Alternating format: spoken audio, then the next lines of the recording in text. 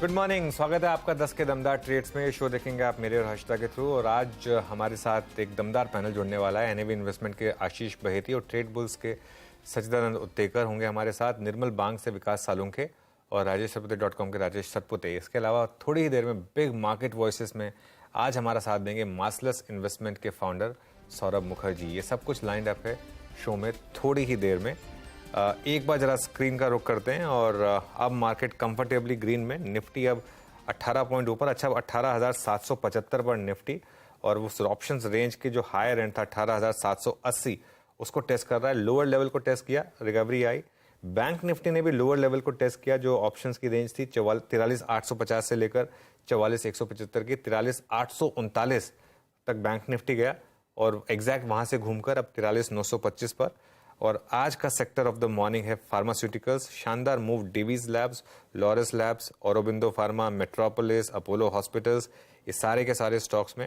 उसके अलावा Godrej properties, L and T finance, Cholamandalam, इन सभी स्टॉक्स में अच्छा मोमेंटम। और एक और चीज़, एक बार जरा परसिस्टेंट सिस्टम्स देखिए, कल की गिरावट के बाद आज वहाँ पर थोड़ी सी रिकवरी। और क्रॉम्पटन कंज्यूमर, ये एक और स्टॉक जहाँ पर एक शानदार मूव्स। तो हर्षिता, आज फिर मिड कैप में पार्टी और mid cap index fresh all time high पर। जी हाँ, फुल फॉर्म में आज बाजार आता हुआ दिखाई दे रहा है। And as luck would have it, day low से हम अच्छी खासी रिकवरी दिखाने में कामयाब है और निफ्टी डे हाई के आसपास ही इस समय ट्रेड करता हुआ दिखाई दिया है। चलिए, अब नया ट्रेड क्या बनता है, हमारे जानकारों ने क्या आइडेंटिफाई किया उसकी बात करते हैं। सचिन, शुरुआत आपसे करेंगे, बताइए इस घंटे के टॉप ट्रेड्स क्या है? Good morning Harshada, good morning Anuj ji. Clearly जिस तरीके से रिकवरी हुई है, निफ्टी ने जिस तरीके से अपने प्रीवियस स्विंग हाई को निकाला है, मुझे लग रहा है काफी अच्छी शॉर्ट कवरिंग लेड रैली यहाँ पर बननी चाहिए। एंड जिस तरीके से अभी भी डेटा प्लेस्ड है, मुझे लग रहा है 18,850 से 18,880 के आसपास के स्विंग्स यहाँ से कंफर्टेबली बनने चाहिए। तो मैं एक 100 पॉइंट की और तेजी यहाँ पर एक्सपेक्ट कर रहा हूँ। जिस तरीके से एचडीएफसी बैंक में रिकवरी हुई है, रिलायंस कंट्रीब्यूट कर रहा है, एंड प्लस अदानी एंटरप्राइजेस में भी एक फ्रेश ब्रेकआउट के संकेत है। तो मुझे लग रहा है यहाँ पर काफी शानदार निफ्टी में हलचल होनी चाहिए। तो 18,720 के स्टॉप लॉस के साथ मुझे लग रहा है निफ्टी में अग्रेसिव लॉन्ग्स बिल्ड करने हैं। एंड स्टॉक्स की अगर हम बात करें तो क्लियरली निफ्टी फार्मा में जिस तरीके से एक ब्रेकआउट हुआ है, वहां पर डिवीज लैब का कंट्रीब्यूशन काफी शानदार हुआ है। एक वी पैटर्न ब्रेकआउट यहाँ पर कंफर्म हो चुका है। 3580 3600 के आसपास के क्लस्टर्स मुझे लग रहा है जल्दी इस पर्टिकुलर स्टॉक ने पार कर देने चाहिए। एंड जिस तरीके से मोमेंटम है, मुझे लग रहा है वो मोमेंटम 3685 तक एक्सटेंड होगा। सो डिवीज लैब की फ्यूचर्स में खरीदारी करनी है 3540 के स्टॉप लॉस के साथ 3685 के टारगेट के लिए। जो सेकंड स्टॉक मेरे रेडार पे है, काफी दिनों से हमने इसके बारे में चर्चा भी की है, अदानी एंटरप्राइजेस 2500 का सपोर्ट काफी अच्छी तरह रिस्पेक्ट कर रहा है। एंड जिस तरीके से यहाँ पर भी डेटा है, अगर ये स्विंग बन जाता है 25-15 के ऊपर का, तो मुझे लग रहा है वहां पर भी एक अच्छी फ्रेश शॉर्ट कवरिंग रैली बनेगी जो स्टॉक को 2610 तक पुश करेगी। तो स्टॉप लॉस आपको 2460 पे लगाना है एंड अदानी एंटरप्राइजेस के फ्यूचर्स भी खरीदने हैं 2610 के लक्ष्य के लिए। Okay Sachin, good morning. आपकी कल रिलायंस की कॉल बहुत शानदार रही। आई थिंक सुबह सुबह जो आपने पहला क्विक सिंगल कल लिया था, सारे टारगेट्स वहां पर मीट हुए थे। यहाँ पर कोई फॉलो थ्रू अब? थैंक यू अनुज जी, मुझे लग रहा है यहाँ पर काफी क्लियर ट्रेंड है। एंड कल भी हमने यही बात की थी जब ये 2530 के आसपास स्विंग कर रहा था। क्लियरली ये स्ट्रक्चर तो यही इंडिकेट कर रहा है कि 2670 तक की यहाँ पर जगह है। एंड जिस तरीके से मोमेंटम था, हमने एक मोमेंटम वाला ट्रेड चेस किया था। बट अभी भी जिस तरीके से यहाँ पर इंट्राडे एक रिकवरी हुई है, वापस जो एक 2550 2540 के आसपास का एक फ्रेश बेस बना है, तो मुझे लग रहा है यहाँ पर इंट्राडे में भी मोमेंटम चेस करना चाहिए। लगभग 2580 के आसपास के स्विंग्स ड्यूरिंग द डे यहाँ पर फॉर्म होने चाहिए। तो स्टॉप लॉस काफी क्लियर है, अभी यहाँ से 2540 के आसपास का आपको लगाना है एंड मोमेंटम को चेस करना है। अगर मार्केट में 100 पॉइंट की तेजी बनती है, तो मुझे लग रहा है रिलायंस में भी 2600 के स्विंग बनने के लिए काफी अच्छी रूम यहाँ पर बन चुकी है। तो डेफिनेटली यहाँ पर एक लॉन्ग बायस रखना है एंड थोड़े से अग्रेसिव लॉन्ग पोजीशन लेने में भी कोई हर्ज नहीं है। ओके, बिल्कुल। विकास सालुंके को जोड़ लेते हैं अब। विकास, गुड मॉर्निंग। विकास, आपकी क्या ट्रेड्स होंगी इस समय की? Good morning Anil ji. देखो, मैंने 2 दिन पहले भी गोदरेज प्रॉपर्टी रिकमेंड किया हुआ था कि 1470 के ऊपर ट्रेड कर रहा था। वहां पे एक रिकॉर्ड था, वहां पे हमने बोला भी था कि 52 वीक के ऊपर ये काउंटर निकलते हुए देखने मिलेगा। हालांकि आज उस रेंज के ऊपर आ चुका है। मुझे लगता है ये कंटिन्यू रहेगा ऊपर में। 1680 के टारगेट अभी भी इस काउंटर में इंटैक्ट रहेंगे, तो मुझे लगता है 1680 के टारगेट के लिए गोदरेज प्रॉपर्टी बाय करके जाना चाहिए। स्टॉप लॉस यहाँ पे मैं रिवाइज करूंगा। उस दिन मैंने 1440 के आसपास का, बट उसके ऊपर अच्छा खासा मोमेंटम कैरी किया है, तो 1510 के आसपास का एक स्टॉप लॉस यहाँ पे रिकमेंड करूंगा। और 1680 का टारगेट गोदरेज प्रॉपर्टी में आते हुए देखने मिलेगा। वीकली चार्ट बहुत स्ट्रांगली इंडिकेट कर रहा है, यहाँ से जो मोमेंटम है वो अभी भी कैरी करते हुए देखने मिलेगा। तो गोदरेज प्रॉपर्टी पहला कॉल बाय रहेगा। दूसरा रहेगा डाबर। डाबर में रिसेंटली जो टॉप बनाया हुआ था लास्ट मंथ में, मई के सीरीज में, तो वो आज ब्रेक हो चुका है वापस। 560 के ऊपर अभी ये ट्रेड करते हुए देखने मिल रहा है। तो मुझे लगता है डाबर यहाँ से जो मोमेंटम कैरी करेगा, 582 का यहाँ पे पहला टारगेट आते हुए देखने मिलेगा। और जो स्टॉप लॉस यहाँ पे देखने मिलेगा वो 558 के आसपास का रहेगा। तो डाबर दूसरा मेरा बाय कॉल। ओके, तो ये फिलहाल आपके लिए एक ट्रेड डाबर ये दूसरी दफा रेकमेंड किया जा रहा है आज ओपनिंग के बाद। यहाँ पर एक इंटरेस्टिंग आइडिया क्लियरली विकास सालुंखे ने स्पॉट किया है। राजेश सातपुते, आपका 2 नए ट्रेड्स क्या होंगे? हर्षदा जी, देखिए मेरी नजर है बाटा पे। अगर आप बाटा का स्ट्रक्चर देखें तो it is trading well about its flat formation to breakout, जब पर करीबन 3 दिन पहले आया था। और इसका जो 200 डीएम है ये लगातार इस लेवल को हिट करने के बाद रिकवर होता है। तो लेवल है करीबन 1596 का फ्यूचर में, आप 1600 पकड़िए। तो देखिए स्ट्रक्चर के हिसाब से जो भी डिप मिलेगा toward 1600, that will be treated as a buying opportunity as far as the technical is concern. Stop loss होगा 1585 का, 1590 का रखे चाहे तो। 1590 के स्टॉप लॉस के साथ बाटा बाय होगा। 1650 1660 तक की जगह बाटा में निकलती है, तो Bata is a buy. Second buy call रहेगा, वो रहेगा क्रॉम्पटन।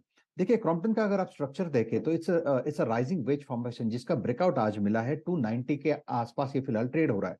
मेरे हिसाब से यहाँ पे एक छोटा स्टॉप लॉस भी रखे अगर हम 285 का, that will be more than enough. सामने जो टारगेट सेट हो रहा है वो करीबन 306 का है। तो it's a buy in Crompton and it's a buy in Bata. Crompton और बाटा दोनों ही तेजी वाले ट्रेड्स इस समय। आशीष बहेती, आपने क्या स्पॉट किया अब नया? जी, हर्षदा मैम, एशियन पेंट्स में खरीदारी की सलाह रहेगी। ये हमने भले ही काफी और डिस्कस किया है, बट जिस हिसाब से चार्ट स्ट्रक्चर बना हुआ है एशियन पेंट्स, पिडिलाइट और पेंट कंपनीज में, मुझे लगता है कि और यहाँ से अप्रूव देखने मिल सकता है। तो 3340 के टारगेट के लिए इसमें खरीदारी की सलाह है। जो इसमें स्टॉप लॉस मेंटेन करना है वो 3260 का एक ऐसे मेंटेन करे। दूसरा जो स्टॉक अच्छा लग रहा है हमें वो है पीआई इंडस्ट्रीज। इसमें भी काफी अच्छा मूव बनते हुए देखने मिल रहा है। और जिस हिसाब से आज केमिकल सारे स्टॉक्स में एक अच्छा मूव वापस देखने मिल रहा है, तो इसमें खरीदारी की जा सकती है। 3800 का एक स्टॉप लॉस लगाना है। हमें लगता है कि 3890 तक के टारगेट्स इसमें देखने मिल सकते हैं। पिरामल एंटरप्राइजेस, ये डीलिंग रूम में 2-3 दिन पहले डिस्कस हुआ था स्टॉक। अच्छा मोमेंटम यहाँ पर इस समय, काफ़ी समय के बाद इस तरीके का मोमेंटम पिरामल में। एक बार जरा उसका चार्ट देख लेते हैं। देखिए क्या शानदार मूव्स इस समय यहाँ पर विजिबल हैं स्टॉक में। सचिन, कोई व्यू यहाँ पर आपका पिरामल एंटरप्राइजेस पर? अनुज जी, इनफैक्ट काफी स्टेडी रहा है ये पर्टिकुलर काउंटर। पिछले 3 दिनों से जिस तरीके से इसने 800 के ऊपर की एक चाल सस्टेन रखी है, तो मुझे लग रहा है यहाँ पर भी थोड़ा सा ग्रेजुअल अपमूव नजर आना चाहिए।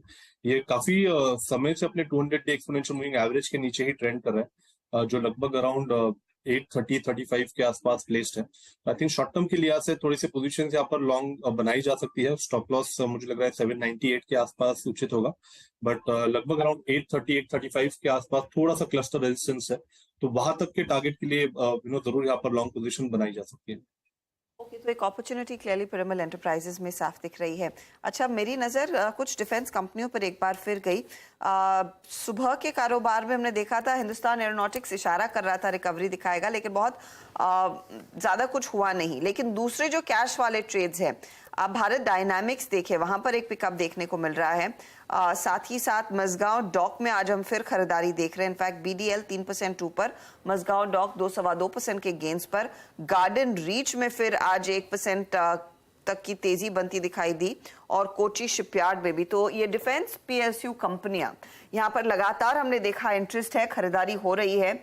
आशीष बहेती, इनमें से चार्टिकली बेस्ट ट्रेड क्या रहेगा जहां पर पोटेंशियल है यहाँ से और भी मजबूत रिटर्न्स दिखाने का? जी हर्षिता मैम एक्चुअली दो स्टॉक्स बहुत अच्छे ब्रेकआउट दे सकते हैं। एक तो पहला मस्काट और जिस हिसाब से एक फ्लैट पैटर्न बन रहा है इसमें और इसका एक ब्रेकआउट आने से यहाँ से भी हमें लगता है कि 1140 तक के लेवल्स देखने मिल सकते हैं। ऑलमोस्ट 90 पॉइंट्स का मूव यहाँ से भी आता हुआ देखने मिल सकता है इस फ्लैट पैटर्न का, तो इसमें खरीदारी की जा सकती है। जो स्टॉप लॉस इसमें मेंटेन करना है वो 1020 का, और जो सेकंड स्टॉक बीडीएल वो भी काफी अच्छा लग रहा है। जिस हिसाब से इसने बेस बनाया 20 डेमो पे और एक सपोर्ट पे बेस बनाकर वापस अप मूव स्टार्ट किया है, मुझे लगता है कि बीडीएल में भी एक अच्छा मूव देखने मिल सकता है। कोई भी डिप आए तो जरूर खरीदारी की सलाह रहेगी इसमें। 1120 का एक स्टॉप लॉस लगाना है बीडीएल में, मुझे लगता है कि इसमें भी वापस 1180 तक के लेवल्स देखने मिल सकते हैं।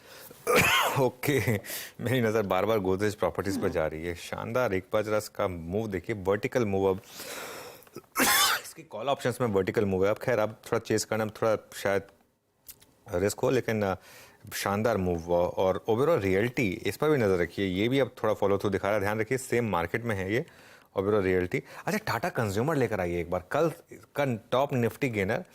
हमने सुबह सुबह बात की थी एक हर्षदा की, जब ये नीचे करेक्ट कर रहा था कि इसको कहाँ खरीदेंगे। आई थिंक 2 बार ये कॉल ली और ये क्लियरली एक मोमेंट लग रहा था कि ये लोअर लेवल से घूमेगा स्टॉक वापस, और अब एक शानदार मूव यहाँ पर। राजेश जी हमने आपसे डिस्कस किया था स्टॉक, अब आई थिंक कल के हाइस को क्रॉस करने की तैयारी हो रही है यहाँ पर टाटा कंज्यूमर में। अनुज जी देखिए, एक ऑब्जर्वेशन है, जनरली जब ब्रेकआउट मिलता है तो फॉलो थ्रू आता ही है। तो ये आजकल जो मोमेंटम है वो मोमेंटम कहीं फिजल आउट नहीं होता, ये एक अच्छी चीज है। तो एज ए ट्रेडर मेरे हिसाब से अभी भी मैं मानता हूँ ये जो 850 का लेवल है ये इसके लिए एक सैक्रोसेंट लेवल है, और 1000 इसका एक टारगेट होगा, सॉरी 900 इसका एक टारगेट होगा जहां पे कॉल राइटर खड़े हैं। तो अभी भी बाय की पोजीशन रखे, स्टॉप लॉस जो चाहे जो इनिशियल में हमने 835 की बात की, और नया स्टॉप लॉस रखे एज ए ट्रेडर 850 का, और इस रैली को राइड करे। इट इज नॉट नेसेसरी कि 900 पे आपको प्रॉफिट टेकिंग करनी है, लेकिन 900 पे एक बार के लिए रिव्यू करे। लेकिन मेरे हिसाब से ये मोमेंटम जारी रहेगा। एक तगड़ा मोमेंटम ट्रेड, और मार्च के महीने में जो 52 वीक लो पर लैंग्विश कर रहा था, किसे पता था कि जून के महीने में ये 52 वीक हाइस पर बनाता हुआ नजर आएगा। बहुत ही तगड़ा ट्रेंड देखने को मिला इस पर्टिकुलर ट्रेड में। और जिस तरह से कंपनी बिजनेस को बढ़ा रही है फूड में, बेवरेजेस में, उसी का दरअसल बूस्ट इस समय मिल रहा है। यही 80% रिपोर्ट्स सजेस्ट कर रही हैं। अच्छा एक दो और ट्रेड्स जिनमें थोड़ा थोड़ा करके और इंटरेस्ट बनता दिखाई दिया है। अच्छा एक चीज है जो सुबह में ट्रेड स्पॉट हुए उसमें से ज्यादा कुछ नए ट्रेड्स आए नहीं हैं, बस एक एस्ट्रल है जो अपनी चाल को थोड़ा सा और मजबूत करने की कोशिश में है। अब आप बताइए सचिन कि क्या यहाँ पर दम है या फिजल आउट हो जाएगा काउंटर, कंसिडरिंग 0.5% ऊपर है ये। और एस्ट्रल का मैं देख रही हूँ अब वाई एडिशन भी करीब 1-1.5% बढ़ना शुरू हुआ। ये परफॉर्मर रहा है पिछले 3 महीने का। करंट लेवल्स पर खरीदा जाए या नहीं? मैम आई थिंक थोड़ा सा मैं यहाँ पर कॉशियस रहूंगा। काफी समय से यहाँ पर एक वर्टिकल रैली नजर आ रही है। एंड अगर हम वीकली चार्ट्स को देखें तो लगभग इसका जो 5 वीक एक्सपोनेंशियल मूविंग एवरेज है, जो एक शॉर्ट टर्म वीकली सपोर्ट होता है, वो लगभग अराउंड 1850 के आसपास है। तो आई थिंक ऑलमोस्ट 100 पॉइंट काफी दूर है ये पर्टिकुलर एवरेज। प्लस अगर हम कल का डेटा देखें तो वहां पर एक classic dark cloud cover formation है जो एक बेरिश फॉर्मेशन होता है, बट इसका कंफर्मेशन मुझे लग रहा है 1960 के क्लोजिंग के ऊपर ये होना चाहिए।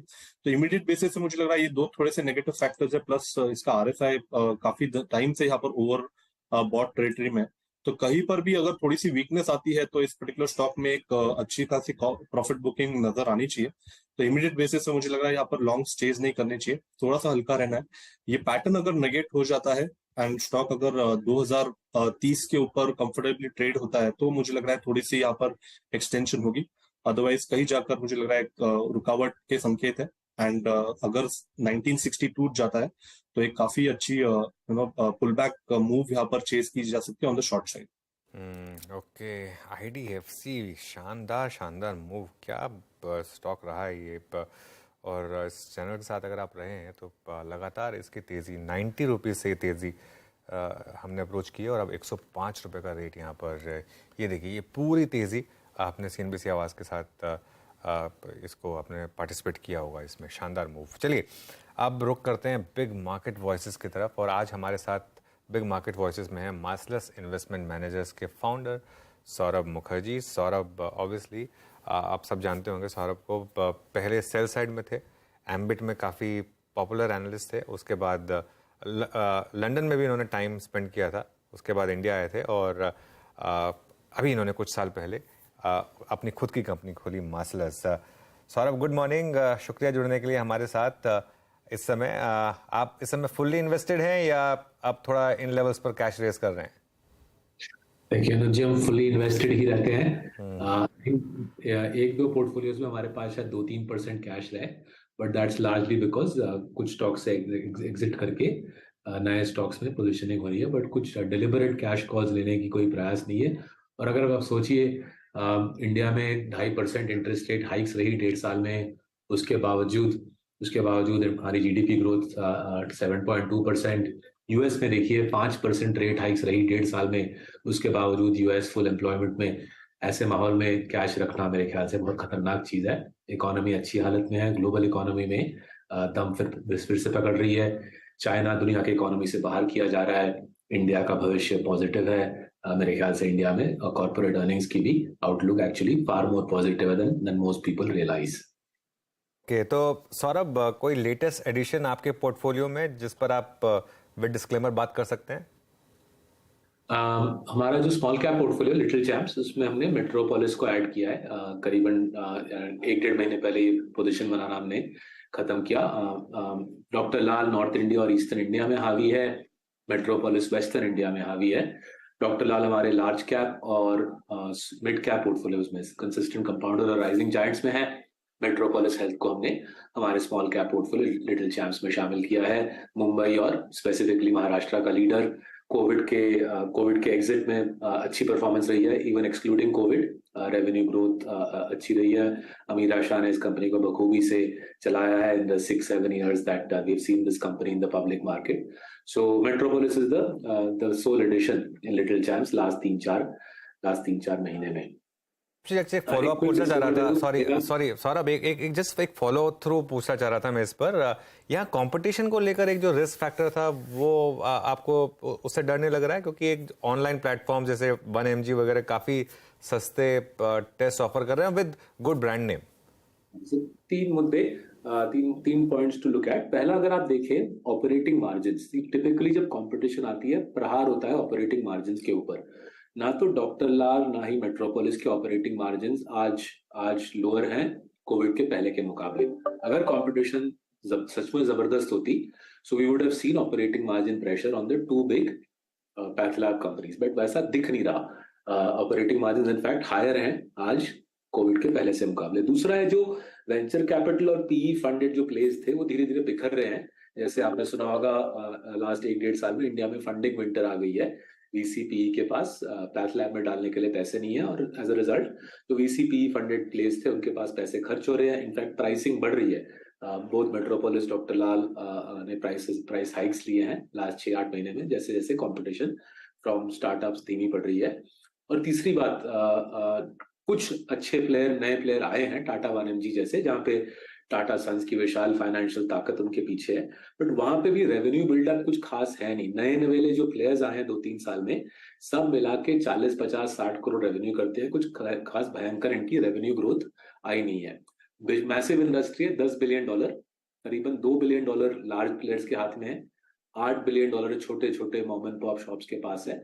इसलिए ग्रोथ रनवे मेट्रोपोलिस के लिए, डॉक्टर लाल के लिए मेरे ख्याल से लंबी है। और ये डिस्क्रिशनरी प्रोडक्ट तो है नहीं, आप और मैं बोल नहीं सकते कि जीडीपी ग्रोथ के आसपास हम पैथ लैब टेस्ट ज्यादा या कम करेंगे। तो एसेंशियल प्रोडक्ट है।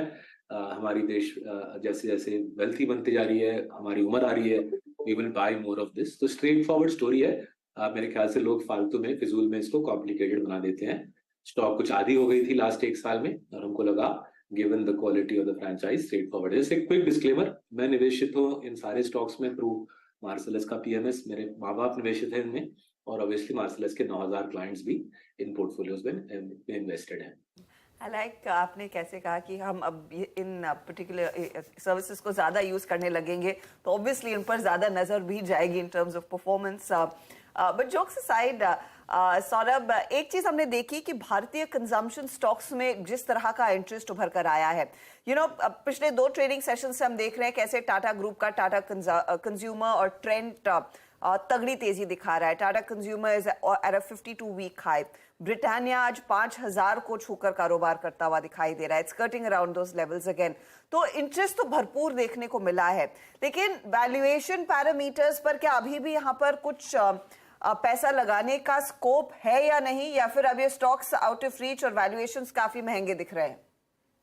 देखिए, जो हमारा गणित रहता है वैल्यूएशंस पे स्ट्रेट फॉरवर्ड है। अगर मानिए कोई कंपनी 20% से फ्री कैश फ्लोज ग्रो कर रही है, अगर वो कंपनी 20% से 15 साल ग्रो कर पाए, सिंपल सा DCF का मैथ्स है, एक्सेल का गणित है। अगर 15 साल अगर आप 20% से ग्रो कर पाओ और उसके बाद मानिए ग्रोथ ठप होकर केवल 5% हो जाए, तो PE मल्टीपल आराम से 80-90 का जस्टिफाई कर सकते हैं। लेकिन अगर कंपनी, जैसे आप जो छलका रहे हो नेस्ले, अगर आप नेस्ले की तरह 20 इयर्स 20% से फ्री कैश फ्लो ग्रो कर पाओ, तो आप 140-150 का PE भी जस्टिफाई कर पाते हो ना। प्रॉब्लम होता है इंडिया में कि बहुत कम कंपनी है जो नेस्ले की तरह या डॉक्टर लाल की तरह या पीडिलाइट या एशियन पेंट्स की तरह लंबे रेस के घोड़े हैं, 20-25 साल 20-25% से कैश फ्लो को ग्रो कर पाते हैं, राइट। इसलिए वो कुछ गिने चुने जो इंडियन स्टॉक्स है, मेरे ख्याल से less than 1% of the Indian stock market इस लेवल ऑफ बिजनेस में ऑपरेट कर सकती है कि 20 साल 25 साल धंधे को 20-25% से फ्री कैश फ्लो को बढ़ावा दे। वैसे कंपनीज के लिए मेरे ख्याल से बहुत वैल्यूएशन हेडरूम है, काफी अपसाइड है। इसलिए हम not just today but over the last year आराम से निवेश किए जा रहे हैं। मेरे ख्याल से विदेशी निवेशक भारी पैमाने पे इंडिया में आएंगे। चाइना से वो लोग एग्जिट कर रहे हैं। फेडरल रिजर्व का रेट हाइक का खतरा भी टल गया है काफी हद तक। जैसे जैसे विदेशी निवेशक आएंगे, मेरे ख्याल से लोगों को समझ आएगा कि वैल्यूएशन हेडरूम सिर्फ थियोरेटिकल नहीं है, प्रैक्टिकल है। जिन प्रकार की स्टॉक्स की आज हम आलोचना कर रहे हैं, आपके साथ डिस्कशन कर रहे हैं, यहाँ पे more than adequate valuation headroom है अगले 1 साल में। तो कुछ इनमें से आपने नया जोड़ा है पोर्टफोलियो में at this point in time? नहीं, जैसे हमने अभी अनुज के साथ डिस्कस किया, मेट्रोपोलिस हमारे स्मॉल कैप पोर्टफोलियो में एडिशन रहा है।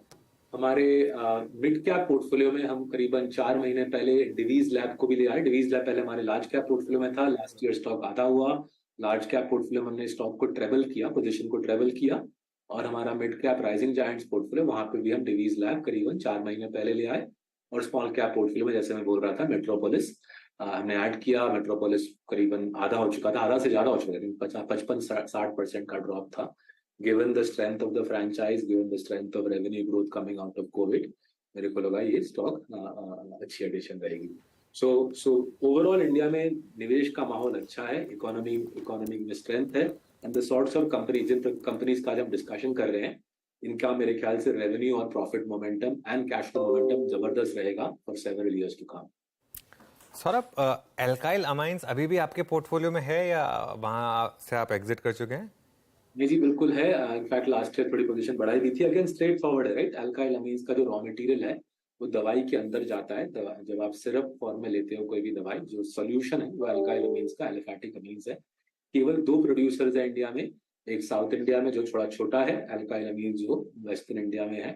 बहुत हार्ड है इस सेक्टर में प्रवेश करना, लाइसेंसिंग है, हैजर्डस प्रोडक्ट है, ट्रिकी साइंस है। Essential product, monopolistic player, dominant player. Last year I think profit growth कोई 5-6% थी, जो यूजुअल इंडिया में होता है। लोग 1 साल अगर प्रॉफिट ग्रोथ धीमी पड़ती है, लोग स्टॉक को डंप करते हैं। हमने स्टॉक में होल्डिंग बढ़ाई actually last year, and again last 2-3 महीने में थोड़ी बहुत रिकवरी है। This company has been around for 50 years, 50 साल से कंपनी आगे बढ़ रही है। Quality of management, quality of franchise, dominance of the franchise is remarkable. तो यहाँ पे हम लगे रहेंगे और शायद आगे सोचेंगे। जैसे जैसे चाइना से एपीआई का कारोबार, चाइना दुनिया का 90% एपीआई का कारोबार करता है, वो कारोबार इंडिया की तरफ आएगा। विशाल इंडस्ट्री है, अगर वो इंडस्ट्री इंडिया की तरफ आई, हमारे ख्याल से एल्काइल अमीन्स को और प्रोत्साहन मिलेगा और बढ़ावा मिलेगा। ओके, एशियन पेंट्स पर जो कंसर्न्स थी कि नए प्लेयर्स के एंट्री को लेकर, उसके बाद जो करेक्शन आई थी, आपको लग रहा है वो ओवरडन थी, वो खत्म हो चुकी है और वापस स्टॉक एक ऑल टाइम हाइस की तरफ जाने को तैयार है? देखिए अनुज, आई थिंक ये कंसर्न्स पहले भी आ चुके हैं। मेरे को याद है 12-13 साल पहले शर्विन विलियम्स, दुनिया का सबसे बड़ा पेंट प्रोड्यूसर, आया, $1-2 बिलियन जलाए एशियन पेंट्स के फ्रैंचाइज पे, कोई असर नहीं पड़ा। 3-4 साल पहले आई थिंक JSW पेंट्स का प्रवेश हुआ, अभी जैसे राशन की बात चल रही है, ये कंसर्न्स चलते रहेंगे। एशियन पेंट्स की जो फ्रैंचाइज की स्ट्रेंथ है, हम स्ट्रेंथ को काफी करीबी से मॉनिटर करते हैं। एशियन पेंट्स की जो फ्रेंचाइज की स्ट्रेंथ है उसके भरोसे हम इन्वेस्टेड हैं, लोगों के कंसर्न्स या कहानियों के भरोसे हम इन्वेस्टेड नहीं है। और जो फ्रेंचाइज का दम है, एशियन पेंट्स की जो फ्रेंचाइज का दम है, उसके बलबूते पे वॉल्यूम ग्रोथ की बात कर रहा हूँ, कुछ 16-17% पे चल रहा है। क्लियरली पेंट इंडस्ट्री तो 16-17% पे ग्रो कर ली नहीं, उसका मतलब मार्केट शेयर गेन्स धनाधन आ रही है एशियन पेंट्स का, और इसलिए हमारा पोजीशन इस कंपनी में अभी भी बड़ा पोजीशन है और ज्यादा लोगों की कहानियों से हम इफेक्टेड नहीं होते। अगर स्टॉक सस्ती होती है, कभी कभी स्टॉक सस्ती होती है, हम पोजीशन को एक्चुअली बढ़ावा देते हैं। एक और स्टॉक जो आपके पोर्टफोलियो में रहा है और and you been very proudly owning it, Titan, यहाँ से आगे किस तरह के प्रोस्पेक्ट्स देखने को मिलेंगे सौरभ, और क्या इस तरह के और आइडियाज आपने कुछ आइडेंटिफाई किए हैं या कर रहे हैं? देखिए हर्षिता, जो हमारे देश की कमाल का मतलब मेरे ख्याल से जो ज्वेलरी परचेज है इंडिया का, एक रिमार्केबल स्टोरी है। हमारे अनुमान से करीबन 4% जीडीपी हर साल, 4% जीडीपी मतलब $100 बिलियन हमारे देश के लोग खर्चा करते हैं ज्वेलरी के ऊपर। Titan is the largest jeweller, but फिर भी सिर्फ केवल 8% शेयर है। टाइटन ने 20 साल में 1200 गुना रिटर्न दिया है। Both business and stock price करीबन हर 3 साल डबल होती है। एंड हमारे ख्याल से हेडरूम मैसिव है। जैसे जैसे फॉर्मलाइजेशन होगा इस विशाल ज्वेलरी सेक्टर का, जैसे जैसे ब्लैक टू व्हाइट होगा, छोटा ज्वेलर मेरे ख्याल से पीछे रह जाएगा। और both physical retailing of jewellery, मतलब दुकान में ज्वेलरी की रिटेलिंग, और ऑनलाइन रिटेलिंग कैरेट लिंक के माध्यम से इस कंपनी का मुकाबला करना काफी टफ है। उसके साथ ही साथ इनका जो साड़ीज का बिजनेस है, they are the largest retailer of both spectacles and sarees now. Spectacles में, चश्मे में ऑलरेडी प्रॉफिटेबिलिटी आ चुकी है, साड़ीज में हमारे ख्याल से they are on their way to profitability. दो विशाल सेक्टर है, चश्मा और साड़ीज। ये लोग फॉर्मलाइज करेंगे उन दोनों सेक्टरों को जिस प्रकार से ज्वेलरी को फॉर्मलाइज किया। सो 40-45 बिलियन डॉलर की मार्केट कैप है मेरे ख्याल से। शुरुआत है ये टाइटन की, जो 1200 गुना लास्ट 20 साल में मिला है, वो शुरुआत है। अगले 10-15 साल में ये company upper middle Claas India के जिंदगी का अहम हिस्सा बनके और कमा के देगी शेयर होल्डर्स को। अब मैं आपसे टेक्नोलॉजी पर एक राय लेना चाहूंगी सौरभ, कंसिडरिंग ये एक स्पेस रही है जहां पर हम सब ने वो चेंज देखा है, you know, from regular pure IT business, अब जनरेटिव एआई में जिस तरह का इन्वेस्टमेंट हो रहा है, जो क्लाउड में इन्वेस्टमेंट हो रहा है, एंड द फैक्ट कि इस समय अभी भी डर है कि डिस्क्रिशनरी स्पेंडिंग सफर करेगी इन द नियर फ्यूचर। किस तरह की पोजीशनिंग आपकी है इन आईटी कंपनियों में, और ये जो थोड़ा सा लल पीरियड चल रहा है, क्या एक सही मौका होगा पोजीशन कुछ लेने का इन बिग बॉयज में? देखिए टेक्नोलॉजी को दो तरीके से हम निवेश करते हैं। एक तो हमारे इंडियन पोर्टफोलियो, हमारे हिंदुस्तानी पोर्टफोलियो, जो हमारा टीसीएस में बड़ा निवेश है, एलएनटी टेक्नोलॉजी सर्विसेज में हमारे मिड कैप पोर्टफोलियो में निवेश है, राइजिंग जायंट्स में, टाटा एलेक्सी में हमारा mid cap portfolio rising giants में निवेश है। So through our Indian portfolios हम आईटी सर्विसेज और इंजीनियरिंग आर&डी सर्विसेज का फायदा उठा रहे हैं। और यहाँ पे अगर आप देखेंगे काफी दिलचस्प है, ये जो शॉर्ट टर्म वीकनेस की लोग बात करते हैं, इसको मैं काफी हद तक इग्नोर करता हूँ। क्यों करता हूँ ignore? Because order book buildup जो है, right, even in the last 3 months जो ऑर्डर बुक की खबर आ रही है एलटीटीएस से, टाटा एलेक्सी से, टीसीएस से, ऑर्डर बुक बिल्डअप सॉलिड है, राइट। क्यों सॉलिड है? जैसे आपने अभी करेक्टली बोला, जनरेटिव एआई का जो दबाव है फॉर्च्यून 500 कंपनीज के ऊपर, वो दबाव भयंकर है। फॉर्च्यून 500 में अभी भी 70% कंपनीज ने अपना क्लाउड ट्रांजिशन किया नहीं है, वो उनको करना है। वो करने के लिए उनको इंडियन प्लेयर्स के साथ आना ही पड़ेगा। एंड देयरफॉर मेरे को उतना टेंशन नहीं है अबाउट दिस यूएस डाउनटर्न। मेरे ख्याल से ये बहुत ही इफेमरल इशू है, बहुत ही short term and myopic issue है। अगर हम बड़े पिक्चर पे फोकस करें, बड़ा गेम है।